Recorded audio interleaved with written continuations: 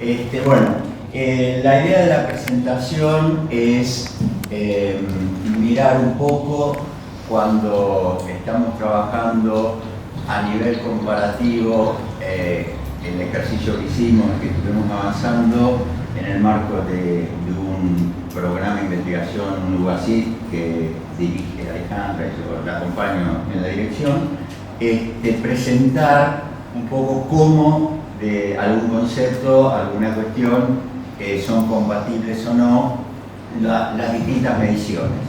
Entonces, lo que hicimos nosotros fue, ahora cuento quiénes somos nosotros, mirar esta idea de, tomando el concepto de pobreza, la situación de pobreza, los distintos enfoques, las distintas mediciones que se hacen y ver cuán compatibles o no son los resultados de esas mediciones cuando hacemos comparaciones. Me pareció interesante como un desafío más el comentario que se hizo en la parte anterior de la jornada de esta cuestión de, bueno, hablamos de países, pero tenemos espacios integrados donde trascienden la frontera, digamos, político-administrativa, pero la realidad socioeconómica conforma un territorio, digamos, único más allá de las fronteras. Es un desafío enorme que creo, como dijo Silvia, nos excede muchísimo, ¿no? Creo que si todavía nos faltan operativos que den cuenta, que den información en otros ámbitos, que estoy pensando en los municipios donde carecemos en Argentina, salvo honrosas excepciones. Hay una encuesta en La Matanza que viene llevando a cabo persistencia, que está dando cuenta de esa situación. Son pocos los ámbitos subprovinciales con los que se puede contar información. Esas dificultades están presentes. Bueno, mi título es, no sé, Adriana dice provocativo. La idea era poner en tensión y ponernos a pensar y ver si estamos, como el título dice ahí, hablamos de lo mismo, ¿no? Nosotros tomamos el concepto de pobreza, pero realmente, digo, nos referimos a lo mismo y medimos lo mismo. Esa es un poco la idea de, bueno, miremos las mediciones que se hacen en distintos países. Ahora les digo cuáles. Digamos, les decía que nosotros formamos un subequipo dentro del proyecto UASIT que les mencionaba, digamos, donde está también Gustavo Álvarez, que está acá en la sala, Patricia Fernández, Agustín Mario, que también está, Jimena Rocco, Nora Morales, que está también, y Gabriel Viu, que estuvo Guatemala.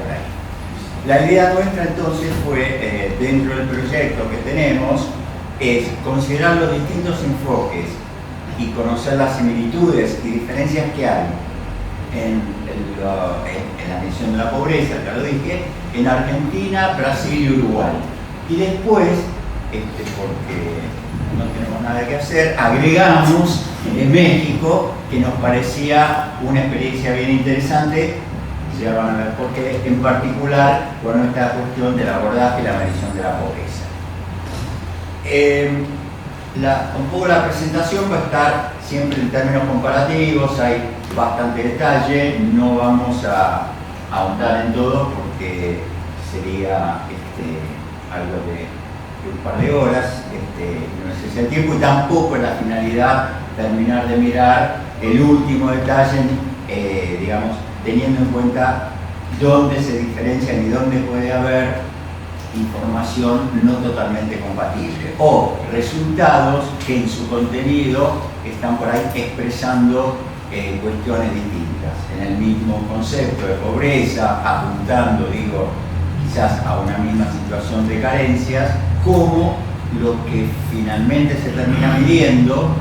Y acá tomamos las definiciones que toman los organismos oficiales de estadística, el INDEC en Argentina, el Instituto Brasileño de Geografía y Estadística en el caso de Brasil, la Coneval, la Comisión Nacional de Evaluación de las Políticas Sociales en el caso de México, y el Instituto Nacional de Estadística en el caso de Uruguay. Y ahí después están en la otra columna los operativos, de los cuales, y falta por ahí alguna presión, pero son los operativos de donde salen, digamos, los datos de información con los que se generan esto, digamos, la incidencia de la pobreza y otras características de la misma.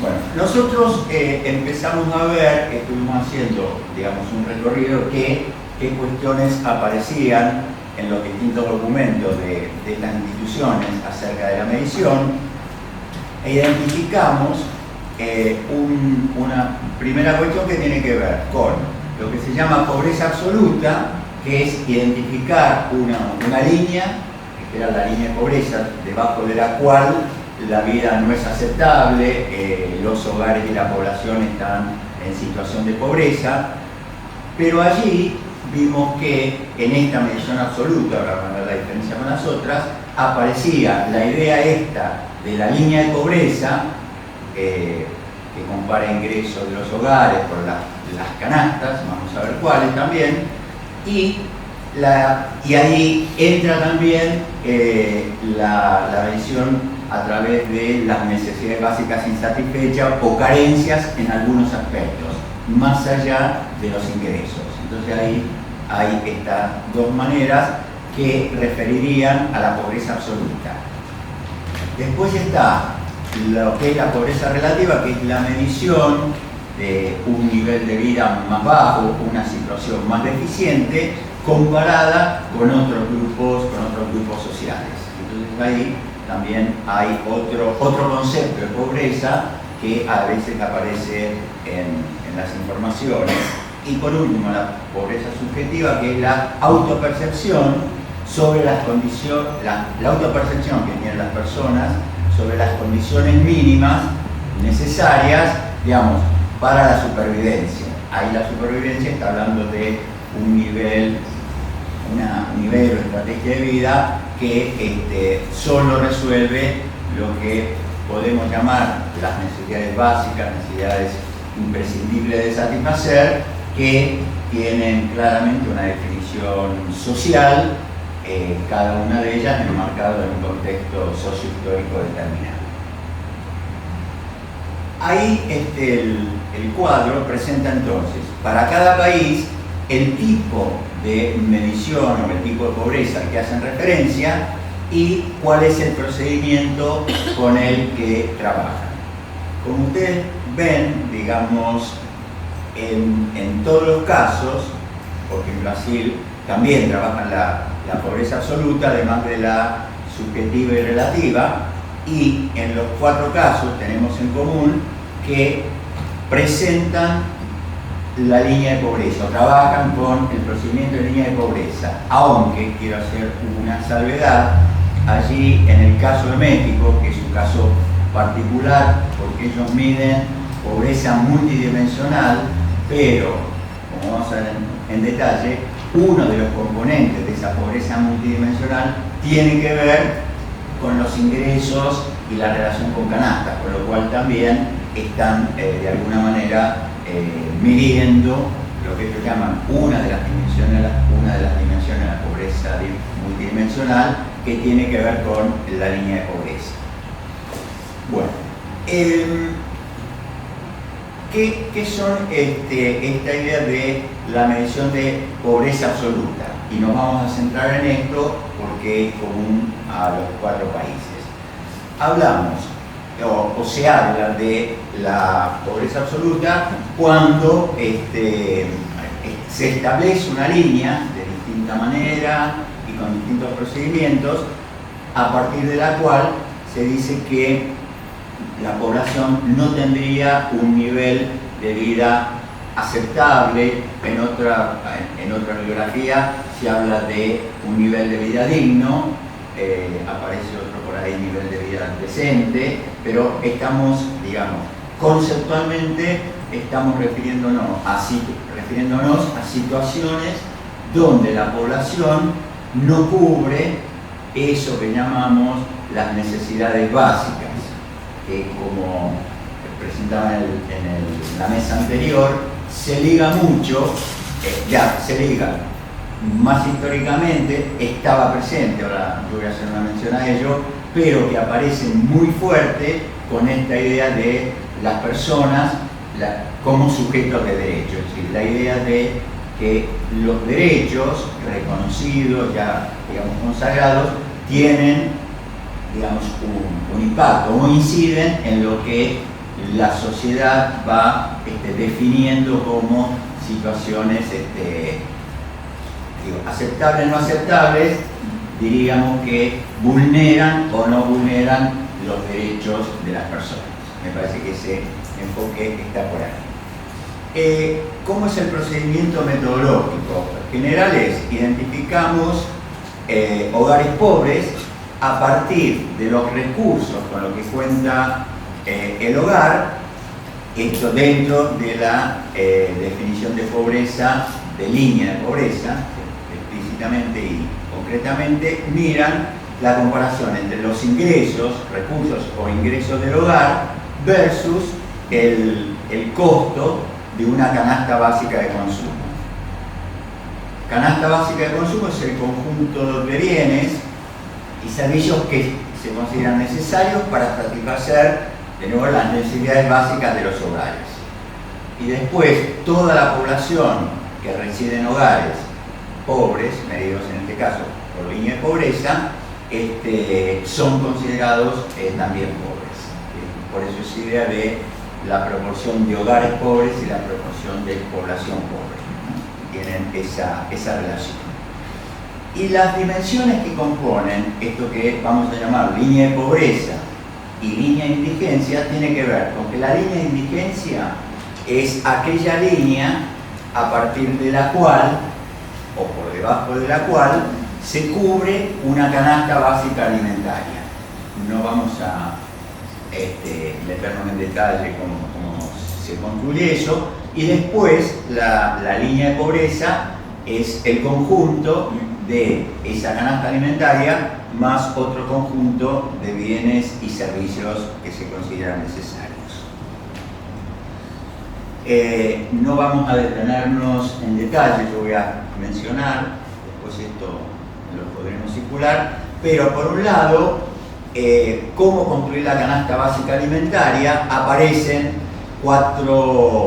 esas cuatro, digamos, consideraciones que son cuáles son las calorías, los nutrientes que se requieren y cómo se definen para decir cuál es la necesidad alimentaria que debe ser cubierta. Vemos ahí que Argentina lo define de una manera, Brasil tiene otra manera, digamos, de definir esas necesidades, digamos, calóricas.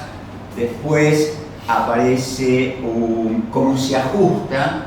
En Argentina, para recordarlo, se construyó una canasta alimentaria para lo que se llama el adulto equivalente, una persona, varón de edad mediana con un nivel de actividad moderado. Y se estableció un conjunto de nutrientes, de calorías, de proteínas, que se resuelven a partir de una vieja encuesta de gastos a los hogares con los alimentos que consumían los hogares de menores ingresos. Pero se había fijado un límite porque eran hogares que satisfacían adecuadamente con, digamos, esos requerimientos. Las proteínas las resolvemos adecuadamente con salmón y con lentejas, digamos, proteínas, los costos y demás, digo esto como ejemplo. Y entonces se cuentan la cantidad de adultos equivalentes según la composición del hogar, se hace una multiplicación de cuántos adultos equivalentes hay en el hogar y allí surge lo que ese hogar requiere. Y lo último, el cálculo de componente no alimentario es, a partir del costo de la canasta básica, se aplica un coeficiente diferente en los distintos países. Ahí vemos el de Argentina y Brasil, después vemos el de Uruguay, lo mismo que Uruguay, por ejemplo, no realiza esta conversión de adulto equivalente. Son algunas cuestiones que ya van mostrando diferencias en la medición y en los resultados que esa medición puede tener, y lo mismo con el tipo de canasta. México está ahí en blanco porque como mide de una manera muy particular, lo vamos a mirar en detalle porque mide la pobreza con un conjunto de indicadores donde la línea de pobreza es integrante de esa multidimensionalidad, pero tiene un tratamiento particular. Bueno, acá está lo de adulto equivalente, no me explayo más. Bueno, después, entonces hablamos de la línea de pobreza, una manera de medir. La otra tiene que ver con las necesidades básicas insatisfechas, ¿no? En la jerga las NBI.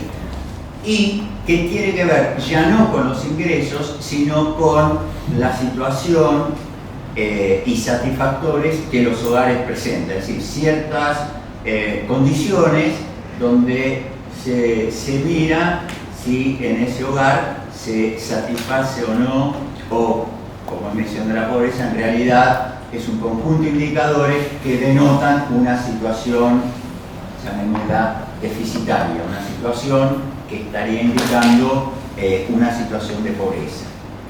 Esa medición comparte, y tiene ahí también, por lo menos para el caso de Argentina, que esto se inició la medición, yo siempre rescato que tenía un marco conceptual muy amplio y bien importante, pues lo miramos, pero que la medición que se hizo de esto por primera vez en Argentina fue en el año 1984, saliendo de la dictadura, y el planteo fue que ¿qué situación tenemos al recibirla? ¿Cuál es la herencia que nos deja en la dictadura? Digamos, iba por ahí en términos de herencias, hoy diríamos cuál fue la herencia, y entonces se apeló a la única fuente que tenía información para todo el país, urbanas y rurales, y entonces de un conjunto de indicadores amplio que abarcaba varias dimensiones, se restringió la medición a la información disponible. Lo que podemos y lo que queremos y necesitamos, esta atención siempre está, y entonces allí se definieron algunas dimensiones y algunos indicadores que después los miramos. Pero básicamente entonces se miraban esos indicadores y de nuevo, como todos los derechos, digamos, son equivalentes, también acá cualquiera de las situaciones que se consideraban y que se podían medir como deficientes, insatisfactorias, alcanzaban para que el hogar y la población que allí residía fuera considerada pobre, en esta idea de, digamos, de la articulación y la no escisión de los derechos, de las necesidades a satisfacer. Bueno, se identifican a los hogares y los que tienen al menos, como era la definición en aquel momento, un indicador que integraba esas dimensiones, ese hogar era pobre. Bueno, ¿cómo sintetizar? Volvemos siempre con Argentina, Brasil y México, no alcanzaba la filmina, después en Uruguay, pero básicamente vemos cuáles son las dimensiones, y esto me parece importante verlo rápido, y cuáles son los indicadores. Como pueden ver, creo, los que alcanzan a leer, ya en las dimensiones hay diferencias entre lo que se toma y lo que se considera y no se considera. Brasil, por ejemplo, no considera ni toma las necesidades básicas insatisfechas, con lo cual solo podemos compararnos con Brasil por el lado de la línea de pobreza, de los ingresos. Cuando miramos los indicadores, ahí están los 5 indicadores que que se midieron en aquel momento y que más o menos con alguna pequeña modificación es lo que determina la medición actual. Brasil no lo tiene. En México lo que aparece como indicadores, ahí dice, no toma NBI, en cambio mide carencias sociales. Es una de las dimensiones de la medición de México de la multidimensionalidad. Y entonces toma un conjunto, varios indicadores que ahí están listados y que son, en muchos casos, distintos a los indicadores que se toman en Argentina. Y Uruguay solo toma la dimensión vivienda y presenta ahí también varios indicadores. Así que acá estamos teniendo disparidades en las dimensiones que se incluyen y más específicamente en los indicadores que se plantean. Bueno, me detengo un momento en la metodología de la medición multidimensional de México. Allí está la definición, pero quiero rescatar de allí la idea de pobreza multidimensional cuando no se tiene garantizado uno de los derechos para el desarrollo social, y acá viene la idea de las carencias por necesidades, y por otro lado, cuando los ingresos son insuficientes. Combinando esas, entonces, se identifica la situación de pobreza a través de dos etapas. Primero, se determinan si los ingresos de una persona son suficientes para la satisfacción de las necesidades. Y además, si presentan carencias, ya no por el lado de los ingresos, sino por la otra dimensión, en cada uno de los 6 indicadores que se planteaban antes.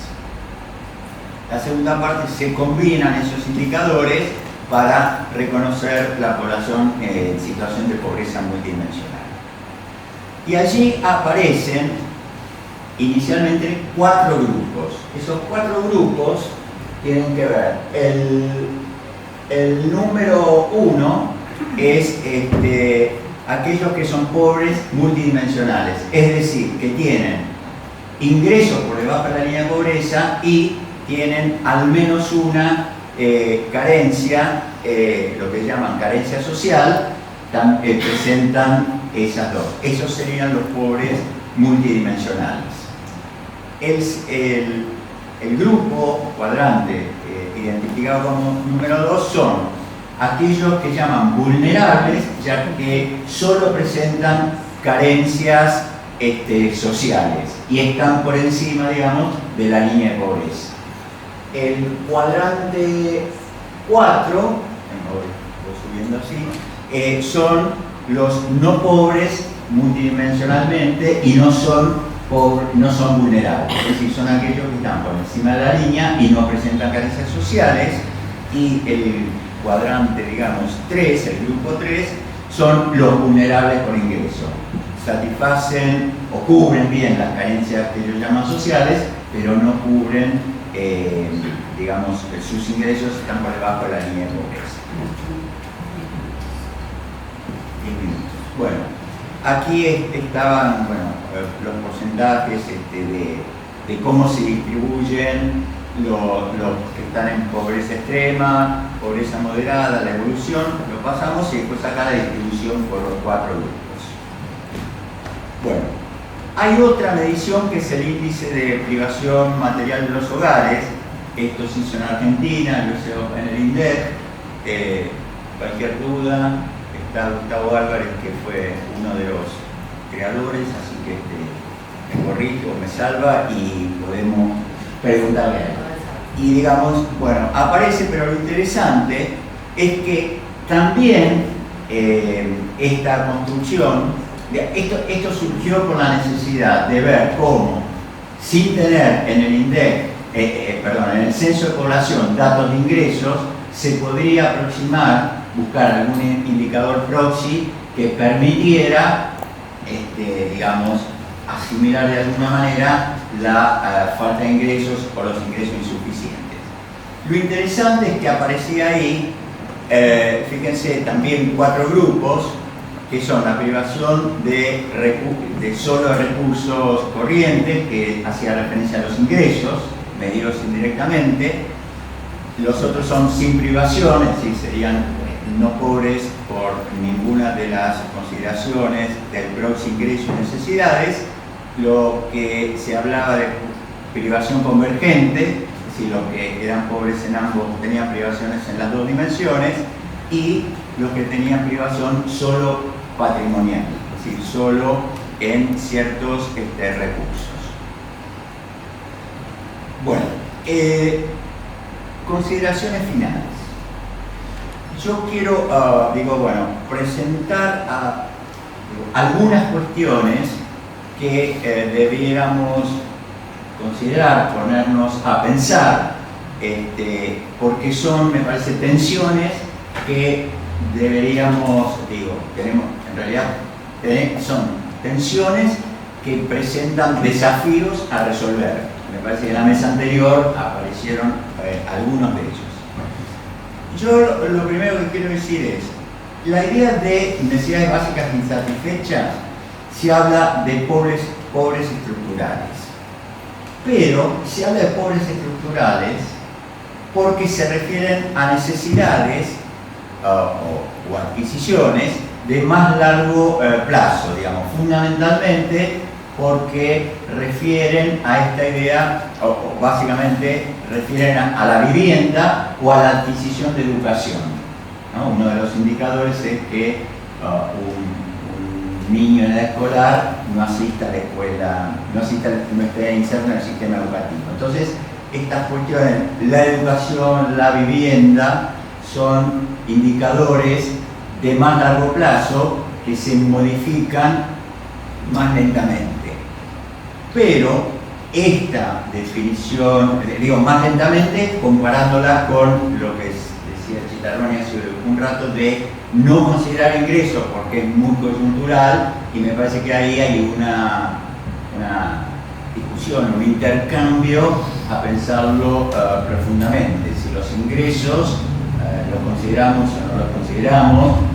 Está bien que él está presentando un índice sintético donde a veces el propio requerimiento del índice pone limitaciones, pero me parece que es una cuestión a pensar. Pero lo que yo quiero señalar, cuando se habla de pobres estructurales, que estamos escuchando por ahí, bueno, pero ahora estamos frente a pobreza estructural, porque el porcentaje de población y hogares pobres es alto. Bueno, ahí tendríamos que ver si cabe hablar de pobreza estructural o lo que nosotros llamamos pobreza persistente. Hay algo que es ese núcleo, digamos, duro, que cuesta resolver, porque es un síndrome donde convergen muchas situaciones deficitarias. Pero esta pobreza estructural no se liga a la estructura socioeconómica, de alguna manera está separado de eso. Otra cuestión a pensar dentro de la CNBI, que esta clasificación que es dicotómica, se es pobre o no se es pobre, y punto, que es una limitación, digo, de toda dicotomía, subsume distintas situaciones que me parece a mí es necesario discriminar, sobre todo cuando estamos pensando en información, en mediciones que necesitamos utilizar para el diseño, implementación y evaluación de las políticas sociales. No me parece que pobre o no pobre no alcanza, porque yo siempre hacía referencia que cuando se hablaba ya por los 80 acerca de la pobreza, pero bueno, SNBI, y me acuerdo que se lanzó el Plan Alimentario Nacional. ¿A quiénes lo destinamos? A la población NBI. Claro que no había ningún indicador que hiciera referencia a la situación alimentaria. Ahí está la convergencia, ecosimultaneidad, etcétera, etcétera. Estoy tratando, pero lo que quiero señalar es que pobre no pobre es un acercamiento importante, pero cuando tenemos que diseñar políticas sociales, eso me parece a mí resulta más que suficiente. Bueno, la otra cuestión, aislada con estas dos, relacionada con estas dos cuestiones, es que la situación de pobreza, digo yo, ha sido aislada, entre comillas, o escindida de la inserción de los hogares pobres y de la población pobre en la estructura social que supone sectores y clases sociales. Entonces tenemos la pobreza, que es un inexistente, es abstracto, la pobreza, y después tenemos los pobres, también de este y otro lado, pero hemos perdido de vista, me parece, lo que tiene que ver con la inserción en la estructura socioeconómica de esos que llamamos pobres. ¿Quiénes son? ¿Les falta trabajo? ¿Tienen trabajo? ¿Qué tipo de trabajo? ¿Van a la escuela? ¿No van a la escuela? Son pobres, están en situación de pobreza, digo, una cuestión, me parece a mí, muy abstracta, y sobre todo, digo yo, que el concepto y la situación de pobreza se fue autonomizando o lo autonomizamos. Ahí está, digo, la pobreza, están los pobres, sube, baja, no nos preocupa más, pero no nos preguntamos por qué hay esta, no nos preguntamos, digo, colectivamente como sociedad, bueno, sube, baja, qué sé yo, con la temperatura, mira, el lunes hacía frío y hace mucho calor, bueno, sube, baja, discutimos si está bien o mal, si escuchamos los datos, si no, que cómo es, pero todas estas consideraciones, digo, las anteriores, todas esas exquisiteces técnicas, digamos, no, eso para los estadísticos, y me parece que incide e impacta socialmente y genera un imaginario, digo, una idea de qué es esto de la pobreza y no pobreza. Entonces me parece que tenemos la sociedad, los desocupados, los despedidos, los que buscan trabajo, los que no pueden ir a la escuela porque se les cayó el techo y cerraron la escuela y no van, y después, ahí lo dejamos, y nos ponemos a mirar la pobreza, ¿no? Como me van a entender los que andan más en la academia, como cuando en las investigaciones se hace el marco conceptual, el marco teórico, lo ponemos, escribimos 15 páginas, lo dejamos ahí y después nos dedicamos a hacer la investigación. Algo así, digamos, ¿no? Planteamos eso y la estructura social no cuenta. Bueno, y la otra cuestión que creo que tenemos que pensar es esta idea del enfoque multidimensional. Yo creo que tenemos que, no porque ustedes no lo hagan, no lo tengan, pero digo, siempre estoy hablando en el conjunto de la sociedad, los hacedores y diseñadores de políticas sociales, esta idea de que ahora aparece como nueva la multidimensionalidad. Yo creo que, como todo tiene una resignificación, no es que, bueno, estamos hablando de lo mismo hace mucho, pero esta idea de que la pobreza tiene muchos aspectos, diría como muchas aristas, muchas dimensiones a considerar, y hay que ver cómo después las sintetizamos y cómo las consideramos, porque, digamos, ahí puse, digamos, entre comillas, nuevo enfoque multidimensional, digamos, tres cuestiones planteadas ya hace mucho, esta idea de que la pobreza puede ser mirada de distintos aspectos. Es como, lo traigo siempre, casi como mis hijos y mis nietas, esta definición ya de la Conferencia Mundial de Empleo, lo OIT, en el año 76. Y ahí remarco algunas cuestiones. Ahí eso es entrecomillado, pues, sacado de ahí, pero dice, las necesidades básicas, humanas, etcétera, incluyen necesidades psicológicas y políticas, tanto políticas, psicológicas como materiales. Y esta multidimensionalidad es la que hace muy atractivo para pensar el desarrollo económico, cuyo propósito es proporcionar a todos los seres humanos oportunidades para desarrollar plenamente sus potencialidades.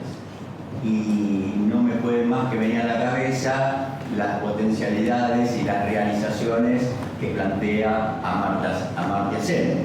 Entonces me parece que hace tiempo que las situaciones de pobreza están, están presentes, claramente es una preocupación de las sociedades y que tenemos que ver cómo lo resolvemos. Y para terminar, estaba por ahí en una filmina, lo pasé, pero quería mostrar, si me dejan, a ver si lo miro. Acá, donde habla esta de la definición multidimensional, está hablando de estos dos tipos de carencias. No les cueste, tampoco vamos a perder tiempo con esto, pero sí que muchos aspectos y muchos indicadores que se presentan en esto de la multidimensionalidad, esto lo Borghini, que está en México, que fue uno que trabajó mucho, hace muchos años, es un impulsor de este enfoque, al cual yo no, al cual no estoy criticando, no me parece mal, pero me parece que estamos teniendo otro enfoque de la multidimensionalidad. Y por otro lado, Quitarroni decía, bueno, si una carencia, cuando lo llamaban pobres, según ellos nos parecía muy estricto, bueno, le exigimos dos. Entonces, la multidimensionalidad es cuanto más indicadores, digamos que son, cuantas más situaciones tomadas como indicadores que denotan pobreza, y si ponemos 3, habrá muchísimo menos pobres que si ponemos 20 indicadores. No es un problema de cuántos ponemos, sino cómo y qué es lo que estamos combinando. Y en ese sentido, muchos de los indicadores tradicionales, en definitiva, hay un conjunto, no sé, de 20 indicadores que van, digamos, como al corazón, a lo que se mide habitualmente de pobreza.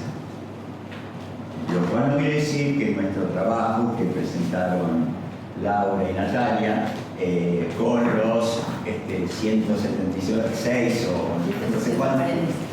146. Bueno, yo le agrego algunos más de esto que ya tenemos, pero digo, esa cantidad de indicadores no será importante. El problema es si después queremos resumirlos o llegar a esto, ¿no? Pobre, no pobre, cómo los podemos hacer, y cuando queremos comparar, digamos, entre ministerios, porque los pobres y desocupados en el desarrollo social no son los mismos que a lo que se refiere el INDEC, no son los mismos a lo que se refiere el Ministerio de Trabajo. Digo, ya desde esas instancias administrativas se habla de diferentes cuestiones.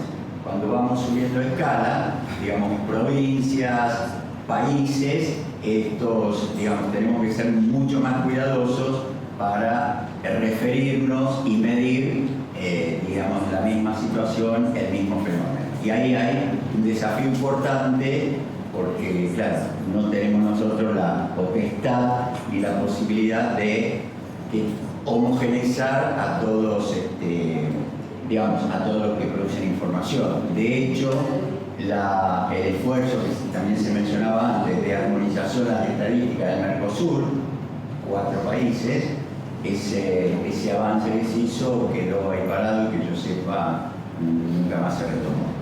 Bueno, era eso un poco lo que quería contar.